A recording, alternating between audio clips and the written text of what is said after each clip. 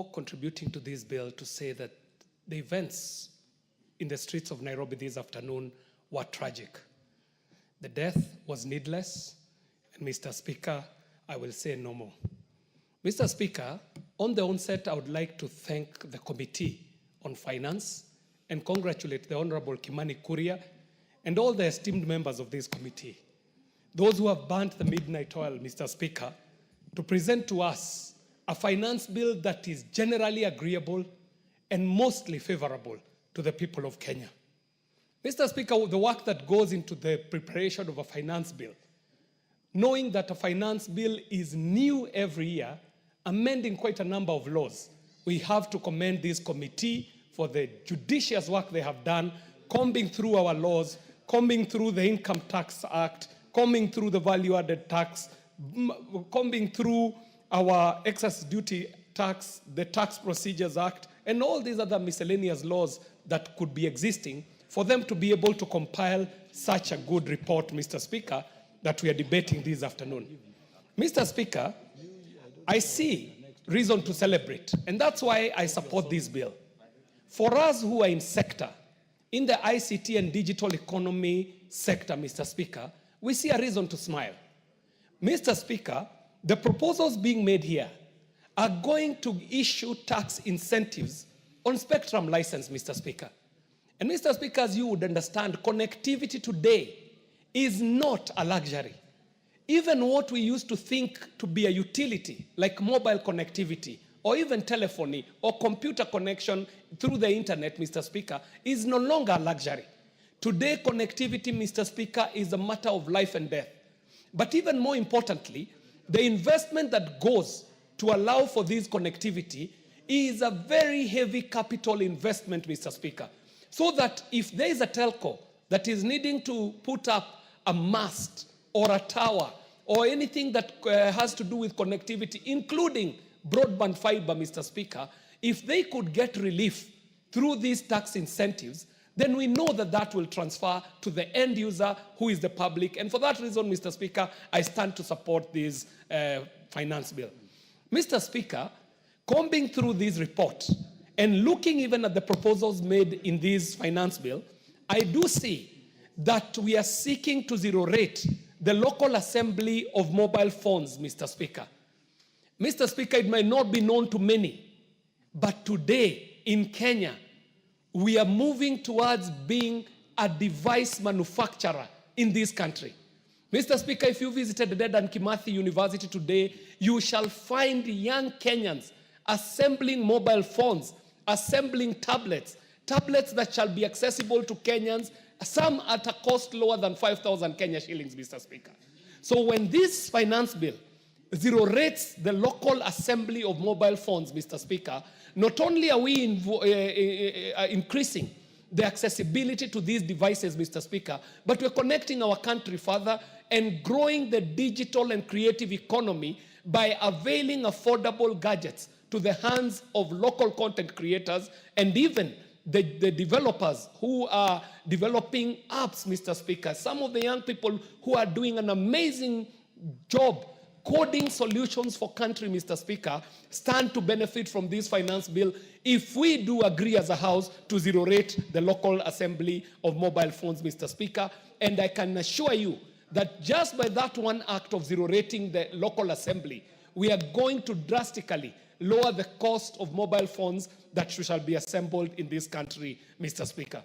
Mr. Speaker, I see this finance bill proposing that we zero rate the local assembly of electric motorcycles, of bicycles that are electric, and buses, Mr. Speaker. Mr. Speaker, you know we are not a producer of oil. We do not have oil wells in this country. The oil we depend on for fuel, Mr. Speaker, is imported at a premium, Mr. Speaker, at a time when we really need to secure our forex, our foreign exchange, Mr. Speaker. Then if we would move towards this drive of electric vehicles, Mr. Speaker, as a country, we are able to produce power unlimited. It is in this country that we are able to produce green power from geothermal. We are able to produce power from hydroelectricity, Mr. Speaker. And so electric vehicles are a solution for today and into the future for this country, Mr. Speaker. And I must commend the committee for the judicious work they have done and listening to Kenyans and hearing some of these extremely innovative and progressive ideas like zero rating, our local assembly of electric motor vehicles, motorcycles, bicycles, and buses, Mr. Speaker. Mr. Speaker, I did take note as the chairman was moving on the proposal in the committee report where they are seeking to delete Clause 52. Clause 52 says that Section 59A of the Tax Procedures Act is amended by deleting subsection 1B. Mr. Speaker, I want to support the committee's move in their report to delete this Clause 52, Mr. Speaker. And there's good reason for it. This Clause 52 is seeking to delete from our laws a provision that is to be found, and in our bill here, it's in page 458, on the data management and reporting system. Mr. Speaker, as our laws stand today, they provide that the commissioner may establish a data management reporting system for the submission of electronic documents, including detailed transactional data retaining to these documents. And in 1B, our laws provide that the commissioner shall not require a person to integrate or share data relating to 1, trade secrets, and B, private or personal data held on behalf of customers or collected in the course of business. Mr. Speaker, there are two reasons why I would support the committee to be able to delete this Clause 52. One is the fact that even if they succeeded in going in this direction, they might not be able to raise the taxes that they are seeking to raise by allowing the commissioner to be able to require a person to integrate or share their data relating to trade secrets or private or personal data that is held on behalf of customers or collected in the course of business. Mr. Speaker, I was part of the formulation of a very important act of Parliament, Mr. Speaker, the Kenya Privacy and Data Protection Act. Mr. Speaker, I have to report to this House that Kenya's data law is lauded across the globe as one of the most robust data protection laws that is in existence, Mr. Speaker. I heard the chairperson, Finance, talking about GDPR. GDPR, yes, is a standard setter. It is the data law in the European Union. However, Mr. Speaker, I dare say that the Kenya Privacy and Data Protection Law is even better than GDPR, to the sense that when we were crafting the law, we were able to look and do a search and spin across the world and see how data laws were sitting in other jurisdictions, and then integrate the nuances of the Kenyan situation.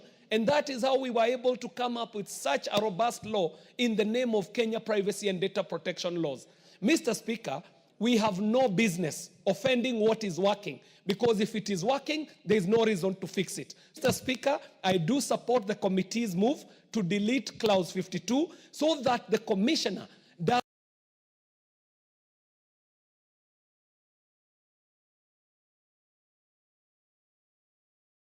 that is relating to trade secrets, but most importantly to private or personal data, because, Mr. Speaker, our laws do provide in such a way that we have gained such good reputation out there because of a matter called adequacy in data laws.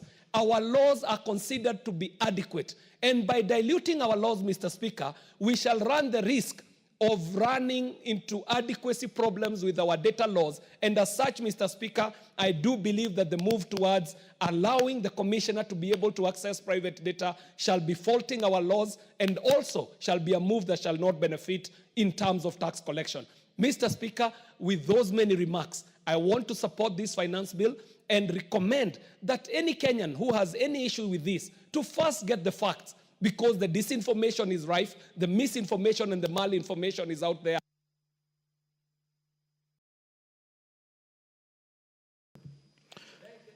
The Honorable Wilberforce Oundo.